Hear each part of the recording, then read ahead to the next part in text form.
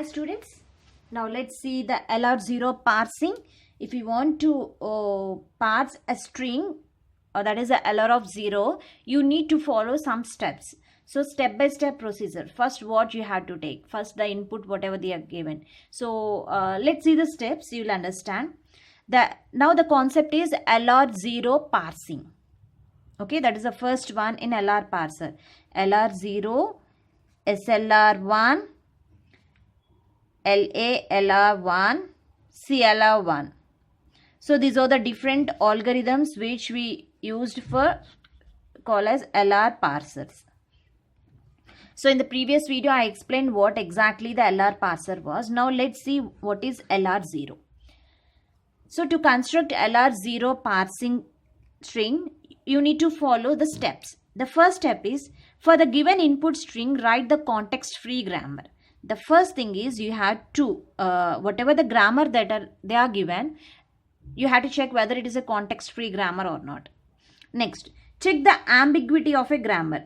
If there is any ambiguity in the grammar, try to remove the ambiguity. Means if one or more is going to be generated, the trees, its ambiguity is there, just remove the ambiguity of that grammar.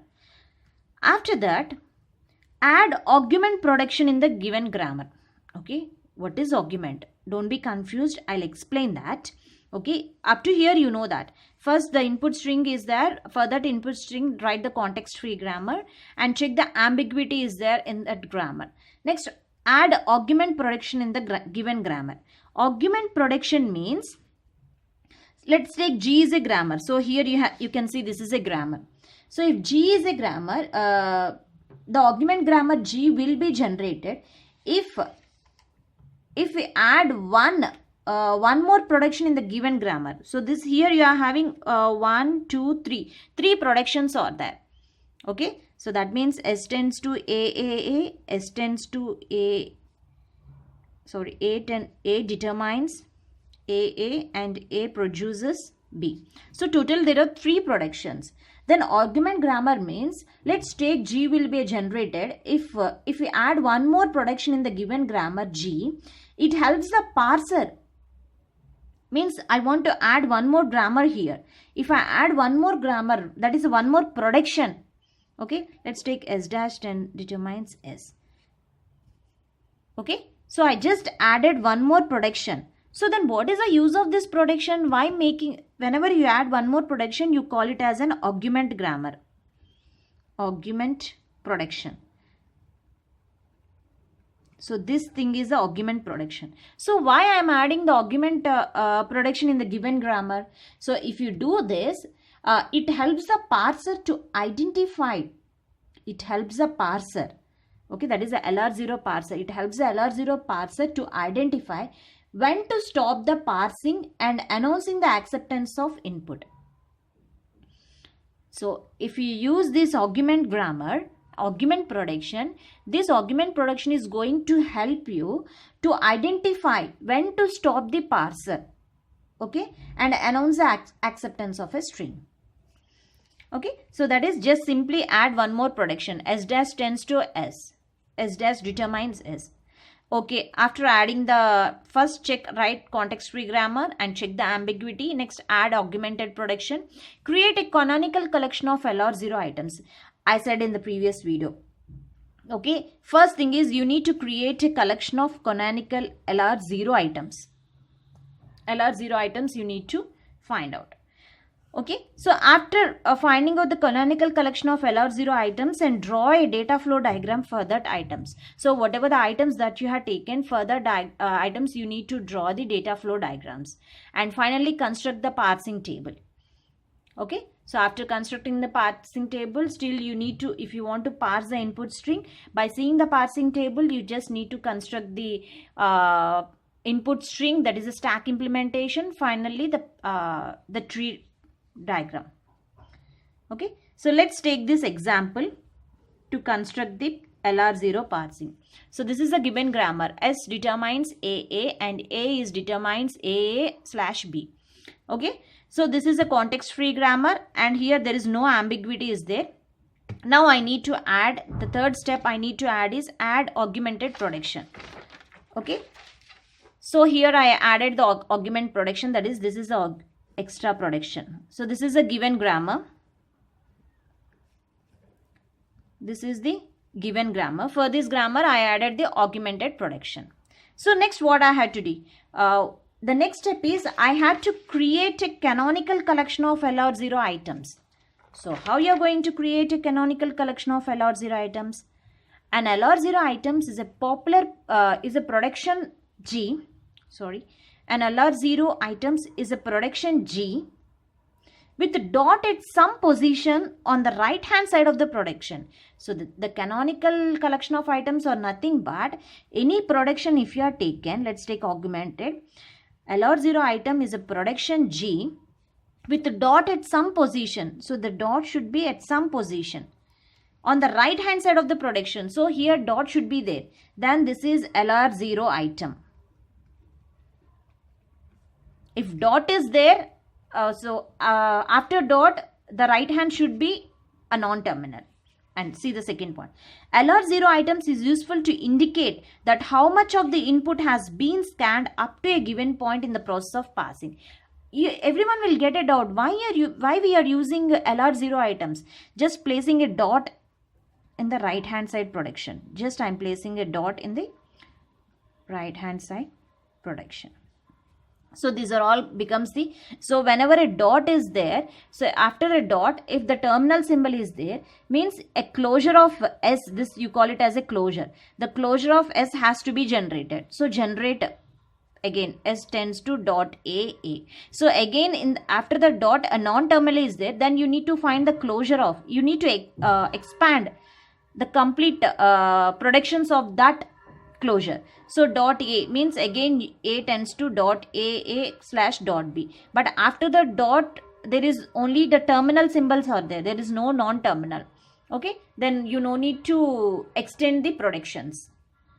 You no need to write the productions because dot A terminals have no productions.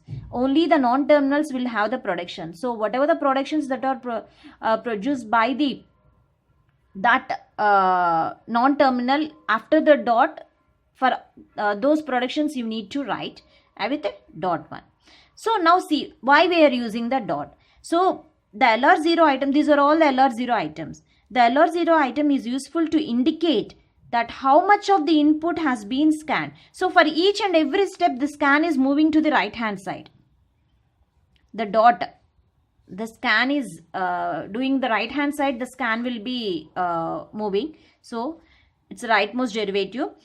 So whenever here the dot is useful to indicate that how much of the input has been scanned up to a given point in the process of parsing. So in LR0 we place a reducer node in entire row. So whenever if you reach the last, if the dot is moved to the rightmost, if there is no terminal or non-terminal is there, okay, then you can say it is a, we place a reduce node in entire row.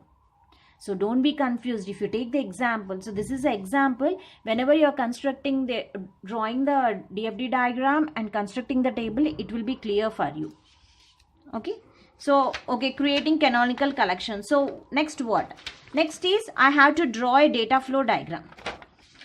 So with the help of the canonical collection items, means the LR0 items, I am going to draw the data flow DFA diagram. Okay, so these are all the steps to follow. For each and every state I have taken I0, I1, I2 different states. Now let's see the drawing of canonical, by using the canonical items. Let's draw DFA diagram, data flow diagram. So this is the canonical items, LR0 items, canonical collection of LR0 items. S dash determines dot S determines dot AA, and H determines dot AA slash dot B. Okay, so this state you call it as I0. Let me take the pen. This state you call it as I0. Okay, now let's take first one, S determines dot S. So going on S, I am moving from state 0 to state 1, that is a I1. So whenever there is a dot here in the right hand side here, you just move the dot to left hand side. Okay, so on S, S dash determines S dot. This is I1 state. Okay, so S is over. What is the next non-terminal? Next is A. So if you want, you just write, if there is, suppose here dot is there, still you need to write the productions for that, because whatever the production that non-terminal consisting of, you need to write all the productions. But here S dot means after dot there is no non-terminal is there. So you just stop this state here itself. I1 you need stop here. Now let's take the A. Okay, so S, the production on A, the non-terminal A. Now coming to state I2. So S determines, just move the dot to the right hand side. A dot A. A dot A means after dot there is a non-terminal A. So again write whatever the productions that are present for this non-terminal. So still A consisting of dot A slash dot B. So I have written that production also. Okay, so after dot A means for terminals there is no productions. Okay, so I2 is over. Now coming to the I3. So S is over, terminal A is over, non-terminal S and A are over, and still the remaining elements are the terminals A and B. Now let's see that on A. On A, the production was A determines, just move the dot from left hand side to right hand side. It becomes A dot A. So dot A is still a non-terminal. So non-terminal means you have to write the productions that are available for A. So what are the productions that are available for A? A determines dot A and A determines dot B. Okay, so you need to write that productions also. I3 is over. Now for the remaining element is B. So in I0 state, what are the inputs? The inputs are S, the non-terminal, A non-terminal, terminal A, and B is the terminal. So I am returning all the inputs that are present for the I0 state. And B. So the B having the production A dot B. So just move the dot to right hand side. This is I4. So up to it is clear. Now coming to again the starting. So here there are no states produced because S dot, after dot there is no terminal and non-terminal is there. So you just drop the state. And now coming to I2.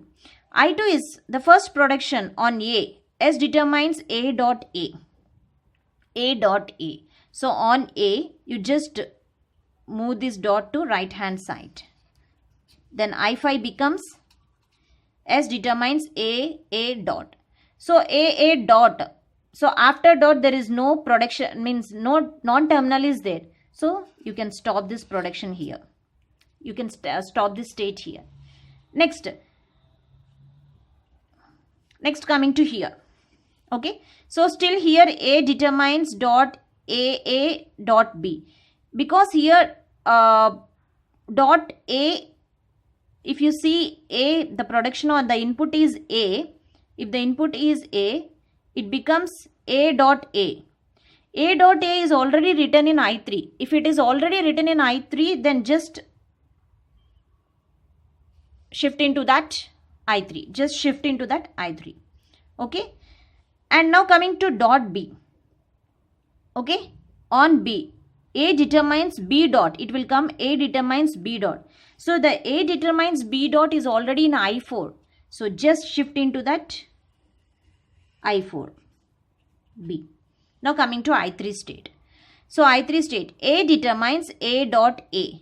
So if you take A as an input, okay, so the dot is moving to right hand side. The dot is moving to right hand side.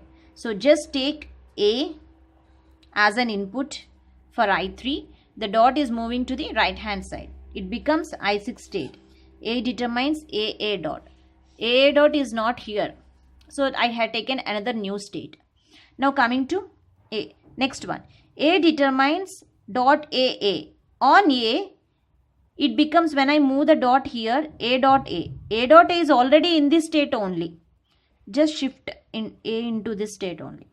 Next is A determine dot B. On B, if the input I had taken as a B, it becomes A determines B dot. So just move into B dot. Okay. So now I completed all the states. So this is a data flow diagram. So don't be confused. Just take a paper and try to draw your own. By seeing this example, just take what is the first state and what is that inputs that are present in that first state, S, A, B. Try to construct the next state that is going to be generated. Because I have to shift the dot, the LR0 item is going to shift the dot to the right hand side. If it becomes to the right hand side completely, let's check here. The dot comes to the complete right hand side. So until the dot shifted to complete right hand side, if there is no terminal or non-terminal is present, then you visited all the variables, that is the terminals and non-terminals. So that is the concept here.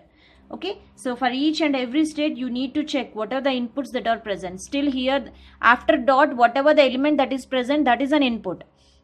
So after dot, still A is there, so A becomes input, and after dot small a is there, then A is the input. After dot, small b is there, so small b is the input. Okay, so this is the data flow diagram. So in the next video, I'll explain how to construct a table for this data flow diagram. So still the LR0 construction is pending. So watch in the next video. Thank you.